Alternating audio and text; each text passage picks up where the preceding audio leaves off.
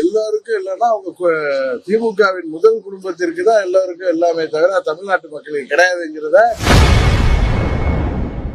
திமுக கூறும் எல்லாருக்கும் எல்லா கோட்பாடு அவர்களின் குடும்பத்திற்கு மட்டுமே எனவும் மக்களுக்கு கிடையாது என அமமுக பொதுச் செயலாளர் டிடிவி தினகரன் தாக்கி பேசியுள்ளார்.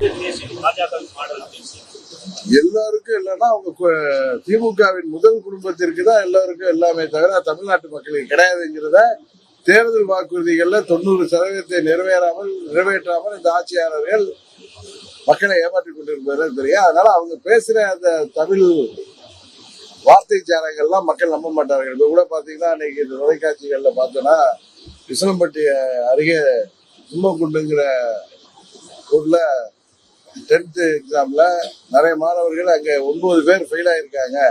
தமிழாசிரியரே இல்லை என்கிற நிலைமைக்கு அந்த பள்ளியில இல்லைங்கிற அளவுக்கு இந்த ஆட்சியாளர்கள் நடந்து கொண்டிருக்கிற போது இவர்கள் தமிழ் தமிழ் என்று கத்துவதெல்லாம் மக்களை ஏமாற்றுவதற்கு தான்.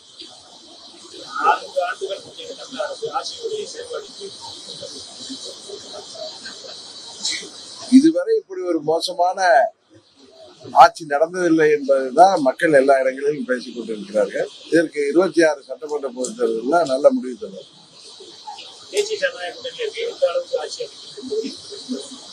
திமுக என்கிற தீய சக்தி கூட்டணியை வீழ்த்துவதற்கு மக்கள் ஏற்றுக்கொண்டிருக்கிற கூட்டணி எங்களது கூட்டணி தான். உறுதியாக நாங்கள் திமுகவை முறியடிப்போம்.